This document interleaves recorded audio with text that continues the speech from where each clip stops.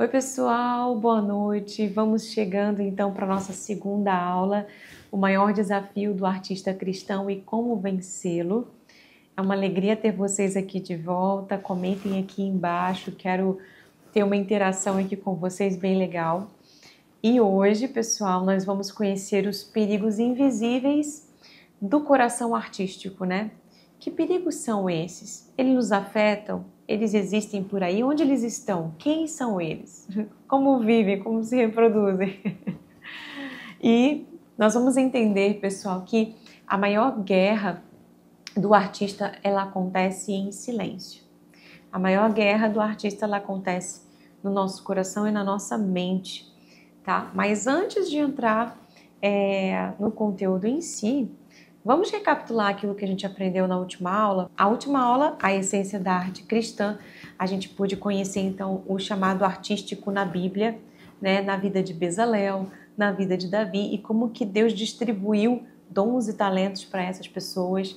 Também nós conhecemos, né, o DNA da arte no coração do artista, o sopro divino, né, aquele fôlego de vida que saiu de Deus e veio para nós. Com isso também vieram, né, atributos de Deus, como a arte. Vimos também como despertar um coração artístico inspirado no coração de Deus. Conhecemos então esses princípios que é o relacionamento, o conhecimento da palavra e o casamento dessas coisas com a técnica artística que você já possui, que você já recebeu da parte do Senhor. E aí eu pedi para que você fizesse um exercício. Você está lembrado desse exercício, né? Eu pedi para você escrever em uma frase aquilo que você sente que Deus quer comunicar através da sua arte.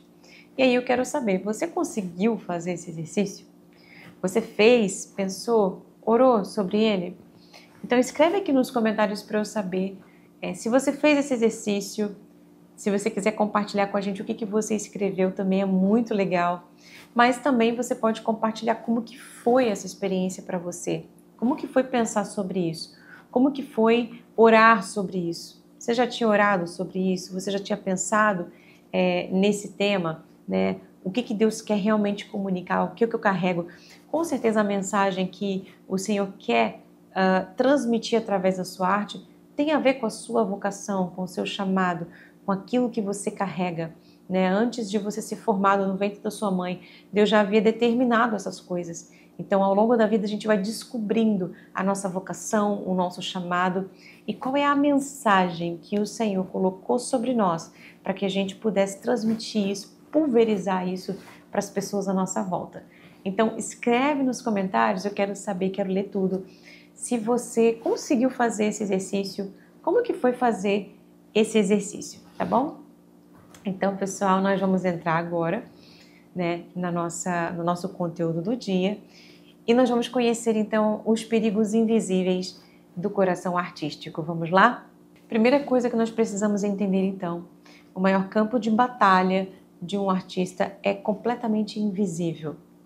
É algo que você fecha os seus olhos e sente, né? Então, hoje nós vamos conhecer não só o perigo invisível, né? São alguns perigos invisíveis que nos rodeiam à medida em que nós estamos no exercício do ministério, no relacionamento com outras pessoas, em diversos momentos executando a nossa arte. Então nós podemos ser assaltados a todo momento por sentimentos estranhos. E são esses sentimentos que a gente vai comentar aqui agora. Então o primeiro sentimento estranho que a gente pode ter se chama síndrome do impostor. Eu não sei se você já ouviu falar sobre isso, mas pode ser em algum momento você já tenha sentido isso.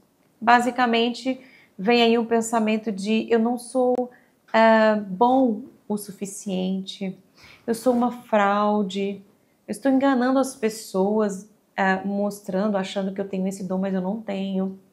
E, gente, eu vou ser sincera com vocês, isso já aconteceu comigo também. Por exemplo, eu sou fotógrafa, né? E a fotografia, ela foi para mim um presente que Deus me deu. Eu jamais poderia imaginar, nas minhas poucas idades lá atrás, há muitos anos atrás, que eu me tornaria uma fotógrafa, porque isso nunca havia passado pela minha cabeça. No entanto, quando eu me mudei para o Rio Grande do Sul, eu e meu marido, a gente se casou e nós moramos no Rio Grande do Sul, que é a cidade natal do meu marido. Então, quando nós mudamos para lá, eu me lembro que eu fui contemplada assim com tanta beleza natural no Rio Grande do Sul. A cidade é muito bela, muito florida, tudo é muito lindo no seu lugar. E eu juro para vocês, eu me senti muito inspirada para fotografar tudo. A fotografia começou para mim assim, vendo beleza e querendo registrar aquilo. Até que chegou um momento que eu falei assim, amor, eu quero comprar uma câmera. E aí nós compramos essa câmera, eu estudei tudo que você puder imaginar sobre o funcionamento da câmera e tudo mais. E comecei a estudar também sobre a possibilidade de fotografar outras pessoas. Fotografei muita gente de graça para treinar e continuei estudando nesse processo. Até que um dia eu resolvi abrir isso para outras pessoas. Quem se identificasse com aquilo que eu fazia poderia me contratar. Mas nesse processo de sou uma fotógrafa amadora, continuo sendo, mas vou abrir para que outras pessoas possam me contratar se elas quiserem. Nesse processo, gente, eu juro para vocês, em alguns momentos passou esse pensamento da síndrome do impostor na minha cabeça. Tipo, será que eu sou digna mesmo de abrir uma página e de abrir a possibilidade de pessoas me contratarem? Gente, eu já fotografo há mais de 10 anos. Mais de 10, quase 15 anos que eu fotografo. E se eu não vigio, de vez em quando esse pensamento ainda vem. Sendo que eu já tenho comprovadamente, né, o talento, as pessoas concordam que existe talento ali, mas mesmo assim ainda vem algumas flechas de pensamentos. Isso é um engano. Por quê? Porque comprovadamente as pessoas veem o talento, provam e reafirmam, irmã, você tem um talento muito grande nisso daí. E pessoas vêm, pessoas de fora se identificam, contratam, ou seja, existe comprovação de que é um bom profissional e mesmo assim pode vir esse pensamento.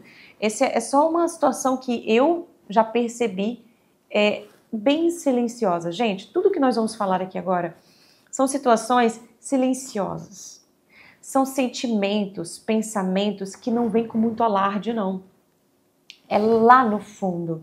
Requer a gente uma certa sensibilidade, uma certa análise, uma análise bem sincera dos sentimentos e os pensamentos que você já teve ou que você anda tendo. Então, o segundo ponto aqui, que é terrível e que ninguém aqui está imune a esse sentimento, é a comparação. A comparação.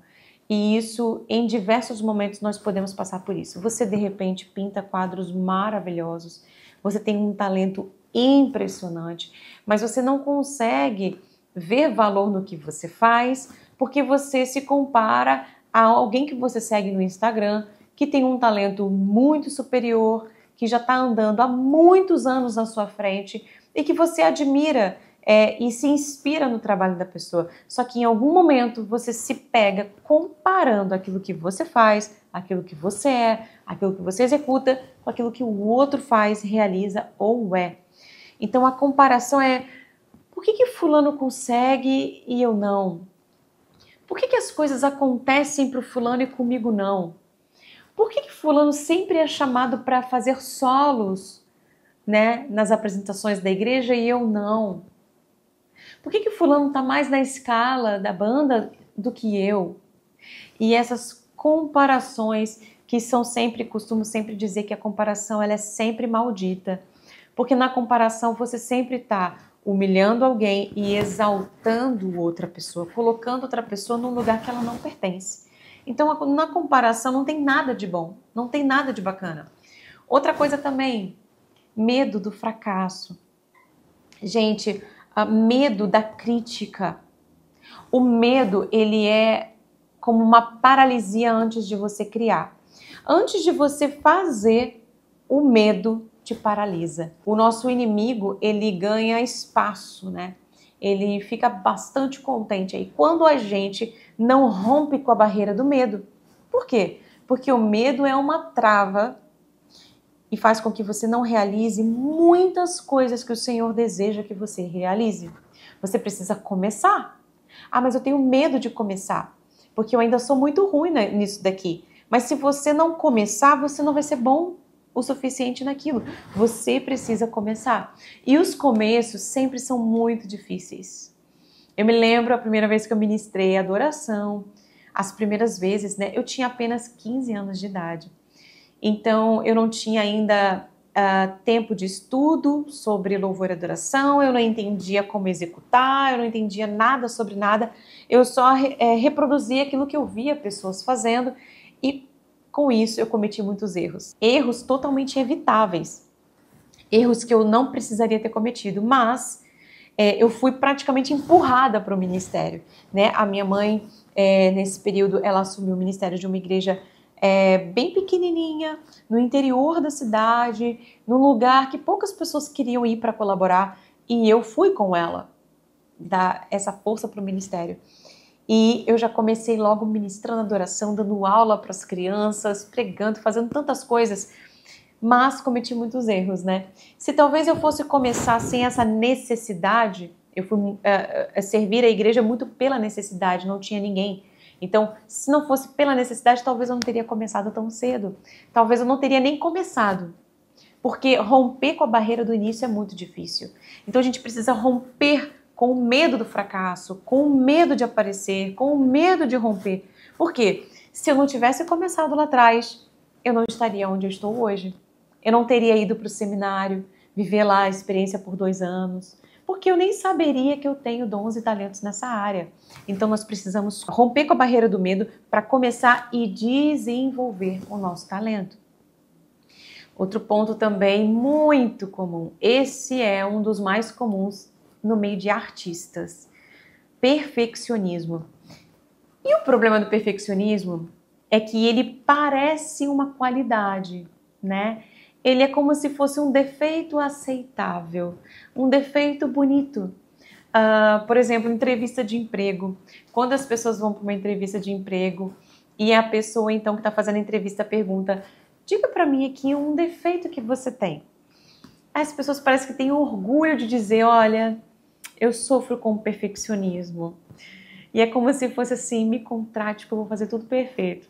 Balela, né, gente? O perfeccionismo, nós aprendemos que o perfeccionismo, ele fere as pessoas que estão à nossa volta. O perfeccionista está em sofrimento, porque para ele nada do que ele faz é bom. Todos os projetos bons dele estão na gaveta. Será que isso está acontecendo com você? Todos os seus projetos estão engavetados? Por quê? Porque não está bom o suficiente, porque você não tem o melhor equipamento, porque você não tem a melhor técnica. Sempre está faltando alguma coisa, né? Você não consegue fazer o melhor com aquilo que você tem. Você quer fazer o melhor do melhor já feito possível no mundo, com os melhores equipamentos, no melhor momento, nas melhores condições. O perfeccionista não consegue realizar. Porque dificilmente a gente vai ter tudo na mão, no momento perfeito para realizar. Então o perfeccionista está sofrendo, está travado e também está fazendo as pessoas à sua volta sofrerem. Porque ele é perfeccionista e ele exige perfeição dos outros também. Se você, por exemplo, é um líder de adoração, é um líder de ministério de dança, líder de ministério de teatro, líder de ministério de música, e você é perfeccionista, pode ter certeza, você está atrapalhando o ministério. E você está fazendo pessoas à sua volta provavelmente sofrerem. Por exemplo, todo fim de ano, a gente vai e apresenta um musical na igreja. É um momento especial, onde a gente precisa ensaiar muito para que tudo fique ok, para que tudo fique belo, para que tudo fique certinho. Porém, se esses ensaios são dirigidos por um perfeccionista, pode ter certeza, nunca, nunca, nunca vai estar bom. Então, tanto ele sofre, quanto as pessoas em volta sofrem também. Ciúmes e inveja também. Gente, ciúmes e inveja, nenhum de nós está imune a esses sentimentos. Eu quero que você compreenda que talvez você já tenha até sentido essas coisas e não tenha identificado. Porque é comum que isso aconteça no exercício do relacionamento entre irmãos. Eu tenho uma experiência para compartilhar com vocês dentro dessa questão de ciúmes e inveja. Há muitos anos atrás, muitos anos atrás, enquanto a gente ministrava muito em igrejas, eu e meu irmão e alguns amigos, Pietro na bateria, alguns amigos que a gente sempre ministrava junto. E eu me lembro que nessa banda, não era uma banda, né? Era um ministério e a gente ministrava junto nas igrejas. E eu me lembro que nesse grupo, nesse time, eu era a única mulher, né? No caso, na época, menina, né? Praticamente muito jovem.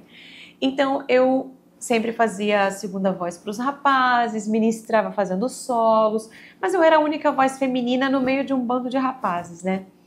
E acostumada a isso, normal. Ok, ministramos em vários lugares. Teve um lugar específico que eu me lembro disso, é tão engraçado lembrar disso, a gente dá muita risada hoje por causa dessa situação, mas é um exemplo perfeito que eu tenho para dar. Porque nós ministramos a adoração, sentamos, e aí veio uma moça ministrar sozinha com um playback. Então ela cantou a ministração dela, ela cantou as canções com o playback, e ela entregou a palavra então pro rapaz que ia trazer a palavra. E esse rapaz, no meio da palavra, começou a liberar algumas palavras proféticas de acordo com ele. O que ele disse não chegou a acontecer nunca, mas aquilo dali gerou algo no meu coração. Ele disse assim, eu estou vendo essa banda, ou seja, eu não tocava nenhum instrumento, então ele se referia aos rapazes instrumentistas da banda. Eu estou vendo os músicos dessa banda cantando junto com essa moça aqui. E aí apontou para a moça que tinha cantado com playback. E aí eu me lembro que ouvindo isso, me acendeu uma lanterna, assim, uma lâmpada enorme na minha cabeça e eu, como assim? Eu estou vendo, ele dizia, eu estou vendo esses rapazes, essa banda, esses músicos tocando para essa cantora aqui. E aí eu me lembro que eu senti pela primeira vez sentimentos estranhos. Dentro dessa viagem de uma certa pitada de ciúme, um pouquinho de inveja, mas eu senti ciúmes da banda com ela. Olha que absurdo, gente. Chega a ser engraçado contar isso hoje para vocês, sendo que isso aconteceu há muitos anos atrás e a gente não esqueceu. Então, depois virou motivo de piada. Os meninos da banda falando, ó, você vigia, hein? Porque pode ser que a gente comece a tocar com outra pessoa. E aí eu ficava dando risada. Mas aquilo dali eu me lembro que no dia despertou um sentimento estranho. E, gente, nenhum de nós pode impedir que um passarinho ele pouse na nossa cabeça. Mas a gente pode impedir que ele faça um ninho. Então, a grande questão é como que a gente vai lidar com esses sentimentos. O que a gente vai fazer com esses sentimentos de síndrome do impostor, comparação, ciúme, inveja, perfeccionismo? O que a gente faz com isso? Antes da gente entender o que a gente pode fazer com esses sentimentos, esses perigos invisíveis, é importante que você compreenda uma coisa. Tudo isso que a gente falou aqui, todos esses perigos invisíveis, eles são pecados. Então, na verdade, nós temos apenas um inimigo invisível, né, no coração do artista. É o pecado. Então, como nós vamos lidar com estes sentimentos, sendo que eles são pecado? Então, aquilo que parece algumas vezes uma humildade, na verdade é orgulho, né? Não, vai lá, irmã, canta lá no meu lugar, pode cantar, fica à vontade, eu fico aqui orando. Falsa humildade, medo de errar, medo de se expor aos irmãos, orgulho. Então, alguns pecados que parecem uma coisa boa, na verdade é orgulho, é pecado, medo, ingratidão, insegurança. A insegurança, por exemplo, eu tenho vergonha de ministrar adoração lá na frente, eu não quero isso daí para mim, não, vai lá, irmão. Isso é preservação da sua autoimagem. Você está preservando a sua imagem, porque você não quer, talvez, cometer algum erro na frente dos seus irmãos. Quando nós ministramos adoração, por exemplo, todos os cultos têm adoração. Então, é um ministério que está muito exposto. Você acha que a gente não vai errar? Em algum momento a gente vai errar. Nem que seja a letra da música, a nota da música, a direção da música, a gente vai cometer umas gafes, porque a gente está muito exposto. E aí, você não vai assumir o lugar que é seu por causa do medo do fracasso, por causa do medo, da insegurança? da timidez. A palavra fala sobre timidez. O Senhor não aprova os tímidos. Então, é muito sério isso, gente, porque nós estamos falando aqui de pecados. Pecados. E como que a gente lida com o pecado? Arrependimento. Primeira coisa, você precisa reconhecer o pecado em você. Uma vez que ele for identificado, aí você pode se arrepender diante do Senhor. Mas como você vai se arrepender se você não reconhece essas coisas como pecado? Então a primeira coisa é, eu entendo da seguinte forma, meus irmãos, nós precisamos do Espírito Santo até mesmo para identificar pecados que estão dentro do nosso coração. Pecados que estão ocultos, pecados que estão invisíveis, que estão tão bem escondidos lá dentro, que nós precisamos, Espírito Santo, traz a revelação, mostra aonde eu estou pecando, aonde eu estou errando. E Senhor, me perdoe, mas me mostra primeiro para que eu possa realmente me arrepender e mudar. Arrependimento é mudança de conduta, é mudança de caminho. Então, gente, entendendo agora, compreendendo, né, que esses sentimentos, essas coisas invisíveis que afligem o coração dos artistas, principalmente quando estamos no exercício do ministério com outras pessoas à nossa volta, são pecados. Uma vez sabendo disso, como nós vamos lidar com isso? E antes da gente entrar na resposta bíblica na prática, como lidar com essas coisas, eu quero só abrir um parênteses aqui, tá? Se você, ouvindo tudo isso, pensou assim, olha, Manu, de verdade, eu nunca passei por isso. Eu nunca passei por nenhum desses sentimentos que você está falando, esses sentimentos estranhos. Eu nunca tive ciúme, nunca tive inveja, eu nunca tive algum problema com algum irmão na igreja, nunca tive nada dessas coisas que você está falando. Então, é importante que você avalie o quanto de vida na vida você está vivendo. Porque, meus irmãos, se nós vivemos a verdadeira comunhão com os nossos irmãos, nós vamos estar perto o suficiente para um afiar o outro, para um ferir o outro. Não adianta. Se a gente vai viver igreja, comunhão de verdade, nós vamos nos ferir. Nós vamos ter sentimentos estranhos. Porque nós estamos tão perto um do outro que essas coisas podem acontecer. Se nenhuma dessas coisas nunca, com 20, 30, 40, 50, você nunca passou por nenhuma dessas questões, nem de longe. Então, talvez, irmão, você precise avaliar se você está vivendo comunhão suficiente. Porque é na comunhão que nós vivemos dentro dessa dinâmica. E o problema não é ter esses sentimentos, sentir esses sentimentos. O problema é o que você vai fazer com isso. Você vai pedir perdão ao seu irmão? Você vai perdoar o seu irmão? Então, Deus está nessa dinâmica para quê?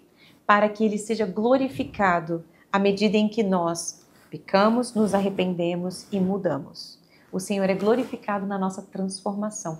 Então pense, eu estou perto o suficiente dos meus irmãos para me machucar, para machucar também, para me ferir, para ferir, porque isso vai acontecer se você está caminhando na verdadeira comunhão. Agora vamos partir, estamos chegando no final, gente, já estamos chegando no final. E nós queremos então, nós vamos ler aqui Romanos, capítulo 12, versículo 2. Vou pedir para você acompanhar e ler junto comigo, tá? Essa é a resposta bíblica na prática que nós temos para lidar com esses sentimentos. Romanos 12, versículo 12 diz: E não vos conformeis com este mundo, mas transformai-vos pela renovação da vossa mente, para que experimenteis qual seja a boa, agradável e perfeita vontade de Deus.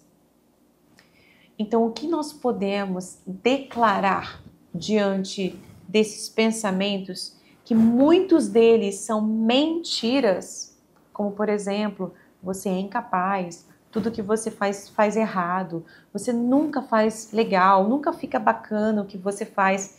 Todas essas coisas podem ser mentira a seu respeito. E o que a gente faz com as mentiras ditas a nosso respeito? Nós respondemos com a verdade. E qual é a verdade, gente? É a palavra do Senhor. É aquilo que a palavra do Senhor diz. Isso é a verdade. Então, quando vem confusão na sua identidade, você se lembra, opa, a palavra diz que eu sou filho, filha de Deus. Eu não sou menos do que isso. Então, quando vem essas mentiras na nossa mente, nós respondemos com a verdade da palavra. Então, declare a verdade da palavra sobre as mentiras em nome de Jesus. Nós gostamos muito de desenvolver mais sobre esses assuntos, especificamente como lidar com perfeccionismo, como lidar com ciúmes e inveja na prática, gente. Mas nós não temos tempo suficiente aqui nessa aula para tratar tudo isso. O que eu quero deixar para vocês é um exercício, tá? Então, eu vou colocar aqui agora para vocês lerem junto comigo o exercício da aula de hoje, que vai ser muito precioso e eu quero incentivar que você faça. Vamos lá? Tá aparecendo aí na tela para vocês, ó. Exercício prático número 1. Identifique o inimigo interno mais presente na sua vida artística hoje. Pode ser comparação, medo, pode ser insegurança, perfeccionismo. 2. Escreva uma pequena carta como se você estivesse conversando com esse inimigo. Diga o que ele tem causado em você e que você escolhe não mais escutá-lo. Olha que interessante.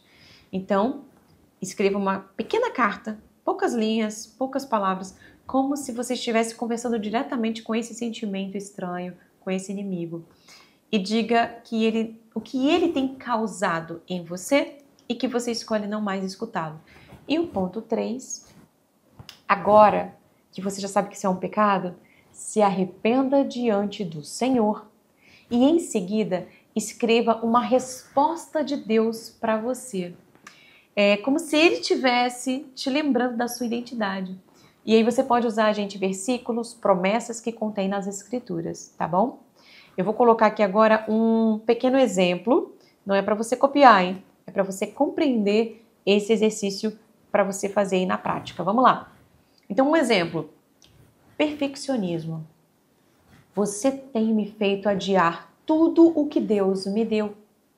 Você me convenceu de que nada que eu faço é suficiente. Mas hoje, eu escolho confiar no processo e na graça. Você não manda mais em mim. Logo em seguida, arrependimento. Senhor, eu me arrependo pelo orgulho que me impedia de realizar. Ou seja, você está lembrando aqui que esse sentimento de perfeccionismo é, na verdade, um pecado do orgulho. Então, se arrependa diante do Senhor. Eu me arrependo pelo orgulho que me impedia de realizar. E aí, por último, o que Deus falaria para você? Filho, filha, o que eu comecei em você, eu mesmo vou completar. Continue mesmo que não esteja perfeito. Então, essa fala de Deus aqui foi baseada em Filipenses capítulo 1, versículo 6. Deu para compreender? Gente, eu tenho certeza que à medida que você fizer essa dinâmica, o Espírito Santo vai já tratar muita coisa no seu interior, te libertar de muita coisa. Faça essa dinâmica, eu tenho certeza que vai abençoar a sua vida, de alguma maneira. E, gente, nós estamos chegando agora no final. Vai escrevendo aqui nos comentários como que tem sido participar dessas aulas. Eu quero ler, eu quero ouvir vocês, quero saber ter esse feedback da parte de vocês. E agora, então, que nós conseguimos nomear, identificar esses sentimentos estranhos, esses perigos invisíveis que sempre estão sabotando o nosso coração, nos impedindo de realizar a obra de Deus, é hora de dar o próximo passo. Não basta a gente reconhecer que tem alguma ferida. A gente precisa buscar a cura dessa ferida. Então, nesse caminho, a próxima aula a gente vai trabalhar dentro disso. Nós vamos falar sobre como iniciar um verdadeiro processo de cura espiritual como artista cristão. Então, a cura é possível, A liberdade é possível e você não precisa caminhar sozinho nesse processo. Eu tenho certeza, gente, que a próxima aula, você que vai assistir, você que se comprometeu desde o início a terminar essas aulas, você vai receber da parte de Deus grandes porções para que você seja livre, para que você possa fluir naquilo que o Senhor colocou sobre a sua vida. É isso que eu declaro sobre a sua vida, é isso que eu vejo sobre a sua vida, que você flua no máximo potencial a arte que o Senhor colocou dentro do seu coração, com um coração limpo diante do Senhor, um coração santo, um coração puro, e que ofereça ao Senhor ofertas artísticas que Ele tenha prazer em receber. É isso então, te vejo na próxima aula, até sexta-feira e a gente se vê lá. Tchau, tchau!